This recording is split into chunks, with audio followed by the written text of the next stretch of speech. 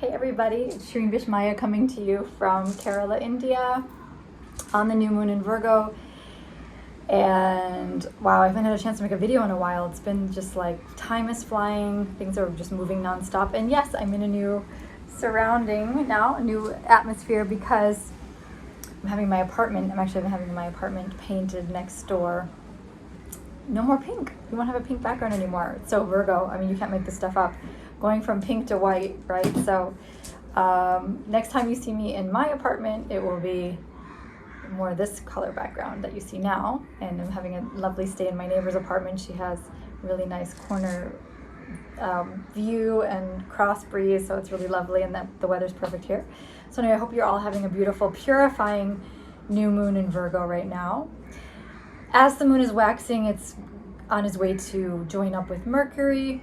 And of course, we're still in the throes of Mars retrograde, and we'll talk about what that is doing. And if you felt a little, really not even a little, like quite off center over the last 24 hours, let's say, I'm making this video in India time on Friday, Devi Day, Venus Day, happy Devi Day, day of the goddess Venus. So the new moon was last night, for all intents and purposes, and so we're still in that cycle. The moon is starting to wax now, but as she went into her new moon, the sun and the moon joining together, she was making a very difficult aspect to the Mars retrograde. And I think a lot of astrologers were kind of overlooking that difficult 6-8 in conjunct pattern between that. At least I almost missed it too until I was living it, and then I looked. Sometimes you have to live something to like zero in on what, because there's always so many pieces of every new moon, full moon puzzle that we're trying to hone in on. But often when you live it, then you really get the archetypal influence of which planetary energies are making their strongest impact on us. And in this case, it really was this Mars energy. I could feel the Mars retrograde because Virgo and Aries have a very tumultuous relationship. It's one of those difficult enemy pattern signs.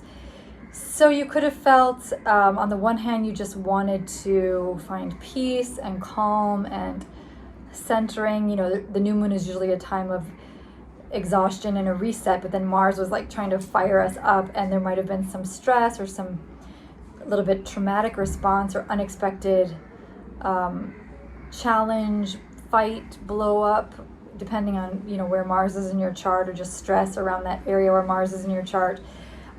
You'll notice wherever Mars is transiting, wherever you have Aries in your horoscope, is where you probably are undergoing an unusual amount of stress, or you're revisiting situations or stressful interactions or dynamics or power struggles or challenges with other people, or areas where you're being called to be more courageous with others in that life arena. So you have to really summon your Mars courage and divine masculine and warrior-like force to meet that energy, right? So wherever, and there is a going back over something. We haven't had the Mars retrograde since 2018. It's the less frequent retrograde of planets. But in Aries, he's got full strength. I mean, he's in his own sign, and many have expressed having headaches, little minor injuries. I've been having all kinds of little gashes and cuts and bruises, and thank God no broken bones. But just since Mars had gone into Aries, it's quite fierce, there's no question. In retrograde, he's intensified, but he tends to turn in on himself. So there's this feeling of like, we can feel these really strong energies impacting us, but also not quite being able to, especially because this retrograde started with that square to Saturn, right? So that made it even more intense, like driving with the brakes on is how I described it, or feeling like, it's like that grinding, challenging feeling of wanting to get traction and momentum, but like spinning your wheels or getting blocked from every angle, unexpected blocks coming up, or things taking longer, things requiring more patience even, than usual. So the key to really navigating this Mars retrograde is going slow, and also getting in touch with anytime we have a retrograde planet, it amplifies your inner relationship with that planetary force, that planetary god. So look at your relationship with Mars right now. Even though it is the new moon in Virgo, so we're also, of course, looking at Mercury, the god of alchemy, the god of, bringing together the dualities, which actually, that reminds me, I want to invite you all to my Project 40 Animus Dialogues. I haven't done one since the beginning of this year, right before COVID, we were doing the dreams, delusions, and disillusionment. How perfect. And then COVID hit right as we finished. So we were prepared. And not really, but at least on a psychological level, we had just been working with the whole concept of disillusionment. And now we're going to be working with the inner dialogue between the inner masculine and feminine. That's going to be the key going forward. So we'll be looking at how to make the shadow energies of our inner yin yang, masculine, feminine, sun, moon, spirit, and matter conscious through an ongoing dialogue over 40 days. So we're going to have a combination of ritual, tarot, astrology, different homework assignments, different themes, and I'm working with Caitlin Foisey, who brings in the ritual and the magic. She's really wonderful with that. And then also my colleague Gary Caton, who's also very astute with alchemy, and he's like the master with understanding Mercury. So he's always great, a great blessing to have, a great benefit to have in the Project 40, because he really understands the language and he always has a lot of wisdom to share. So he's going to bring in the male voice, and he's an Aries, so I figure since Mars is in Aries, he'd be a great channel for that energy that's coming in. So the opening circle actually starts on the 18th, the evening of the 18th, but that's just sort of the Q&A time and for people to ask questions and get familiar with the work that we're going to be doing, really deep, intensive Jungian psychology work ongoing in this very powerful, we call it Temenos, or sacred circle, together. So we're going to all be working on that and then together, and then we'll also have an official opening circle on the 23rd. So you have until the 23rd to join, but if you want to get started, we're already forming this circle, the online circle, actually tonight. So later on tonight is when we have the actual opening. So I hope you can join us. And then one other thing too, before I continue, I'm doing a class. This is the same theme. I'm bringing it in because it ties into the astrology with Mercury being so strong right now.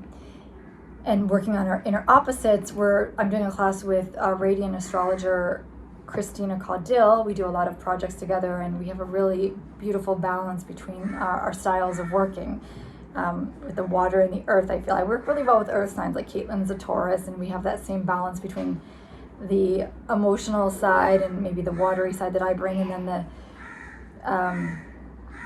they ground it. I mean, we have both. I'm not saying like, we bring all the elements, but saying that, when you have the earth and water, it's just really nice because you have that grounding of the earth to ground all of the flow of the water, which could kind of sometimes just be a little too spontaneous, haphazard, not following a certain structure. So I think it's a really nice mix. Anyway, so I hope you can join for one or both of the classes. The Mars-Venus transmissions, we call it Love is a Battlefield class, is happening on the 22nd, actually. That's a one-off class, and you can watch the replay anytime. And Christina and I will get into the astrology of Mars and Venus, how to work with this Mars retrograde, some iconic case studies, understanding how these inner archetypes dance in your psyche, in your chart, the relationship between Mars and Venus, and why it's important right now as it's on the equinox. That's why it's the time to balance as we go into Libra season. But anyway, so that's a good point, kind of a good segue. We're leaving Libra season.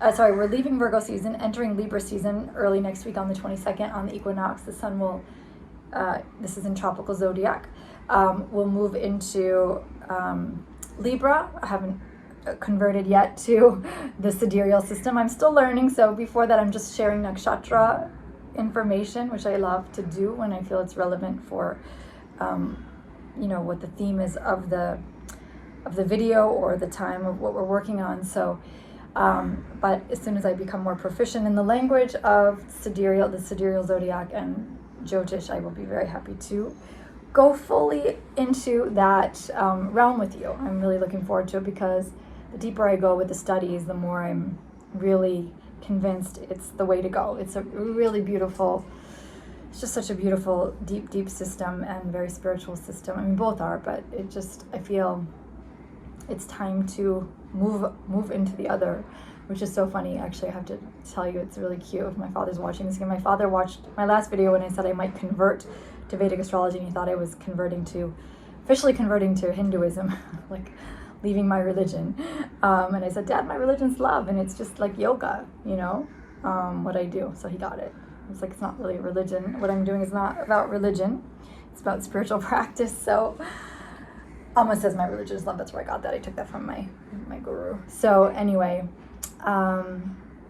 going back to the astrology, I don't want to keep this too long, but just to say, we'll do like a quick tour of the Virgo new moon with Mars retrograde in your sign in the next video, because I know people like to just have that fast forward, and then I can give you the time signatures of each of the 12 signs. So I'll do Mars retrograde, Jupiter direct, and new moon cycle for each of the 12 signs, and you can look at your sign and your ascendant for each of those. So stay tuned for the next video, and I hope you have a beautiful Davy Day, Venus Day, and hope to see you in the next Project 40. Thanks so much for watching.